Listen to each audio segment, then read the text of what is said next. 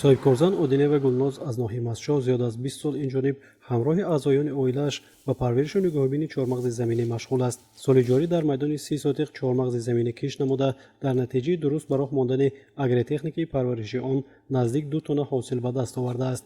ҳамасола нав кардани тухми шудгору нармкунӣ ва бо нуриҳои минералӣ таъмин намудани замини корам, коркарди саривақтии ниҳолҳо бо заҳрдору ва аз алафҳои бегона тоза кардани майдони чормағзи заминӣ ин аст кафили ҳосили хуб, мегӯяд Гулноз Одинаева.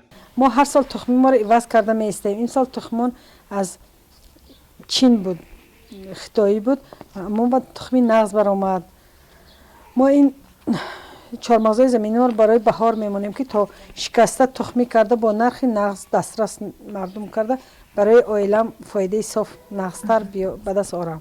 ман баъд аз он чини ҳосили ҳамаи ҳосилҳои саҳро, аз он ҷумла ҳоли ғӯзапоя ҷамъоварӣ кардам, аз акнун баъди ин камкор шуда ба шикастани чормағз заминӣ машғул мешавам. ин шикастани дастӣ барои мо занҳо хеле мушкил.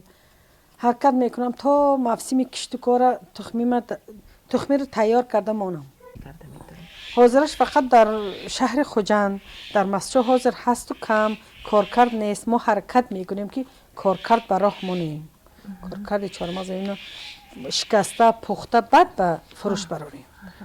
не ки ман худам вай дорам ки мисол хешомо ягум вай мегӯм мо тӯй дорум барои ман пухта тайёр кун, ман харидорӣ кунам. айнам вай дорам.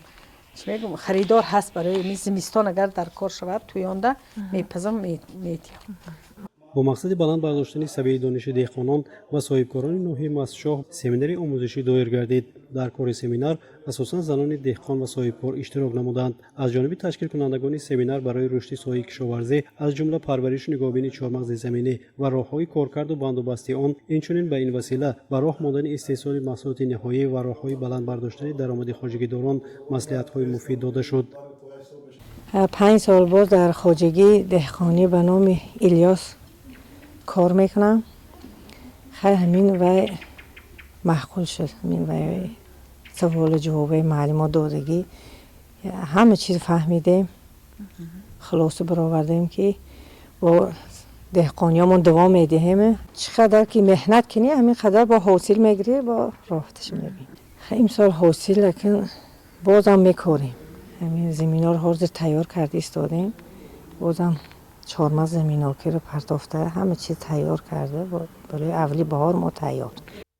ноҳияи Мастшоҳ дар вилояти Суғд ягона ноҳияест ки деҳқонон дар баробари дигар зироатҳо ба кишту кор ва парвариши чормағзи заминӣ машғуланд. то имрӯз истеҳсоли маҳсулоти ниҳоӣ аз ин зироат дар ноҳия ба роҳ монда нашудааст. истеҳсолкунандагон яъне деҳқонон чормағзи заминиро ҳамчун ашёи хом ба фурӯш мебароранд ва бар ивази меҳнати тӯлонию шабонарӯзӣ даромади на он қадар хуб ба даст меоваранд. бино ба маълумоти онҳо дар ноҳия имрӯз 1 килограмм чормағзи заминиро соҳибкорон аз маркази вилоят ва дигар минтақаҳо бо нархи 7-8 сомонӣ харидорӣ карда, ҳоло нархи он дар бозор аз 15 то 20 сомонӣ аст. нархи маҳсулоти ба Федератсияи Русия, Қазоқистон ва Ҷумҳурии Халқии Чин содир шуда бошад ба маратиб боло мебошад. мақсади баргузории семинари мусоидат ба савдо дар Осиёи Марказӣ низ бевосита ба истеҳсолкунандагони маҳсулот омӯзондани роҳҳои коркарду содирот ва агротехникаи парвариши чормағзи заминӣ мебошад. ساکن کالخوزی حاجی امیرов، سهمدار خواجگی دهقانی ملک ظریف. 7 سال میشد که با همین کشتکاری چهارمغز زمینی سر و کار دارم. در 50 ساتق از سهم خودم چهارمغز زمینی میکارم و با یاری برادرم کاری خودم را برده ایستادم.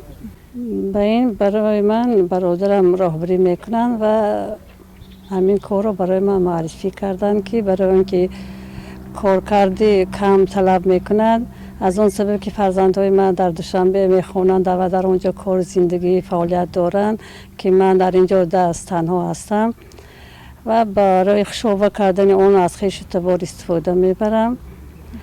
کشتکار رو با تراکتور برادرم به من رو یاردم میدین و برای من آسان‌تر میافته. چند مرتبه پیش کشتکار رو هم با دستی اجرا میکردیم. حاضر با یاری تکنیک ها خشابه رو با 2 بار اینم با دستی ковокунӣ байни қаторҳо бо трактор аст ва ҷамъ кардан ҳам дастӣ буд. Имсол трактор овардан, аз он сабабе ки бо заминҳои мо мутобиқат намекард, онро дер истифода бурдем. Дар охир танҳо ману бародарам истифода бурдему халос. аз соли оянда умедворем ки трактор обод шуд ва ба дигар одамҳорам ёрӣ дода метавонад, истифода мебаранд. кори мо занон осон мешавад. дар фасли зимистон занону бонувони ноҳияи Мастчо якҷо гирд омада барои тайёр кардани тухми соли оянда бо нархи аз бозор нисбатан арзон ба фурӯш баровардани донаҳои чормағзи заминӣ ва ба ин васила ғанӣ гардонидани буҷаи оилаву дастурхони мардуми вилоят машғул мешаванд. бо умеди дар солҳои оянда ҳарчи бештар саҳмгузор буданд дар барномаи давлатии амнияти озуқаворӣ ва ба роҳ мондани коркарду бандобаст ва содироти чормағзи заминӣ, бонувони ноҳияи мазкур имрӯз аз ҳар вақти бештар таваҷҷӯҳ, боварӣ ва таҷриба пайдо намуда пайваста дар семинару тренингҳо ва чорабиниҳои ноҳиявӣ ширкат меварзанд.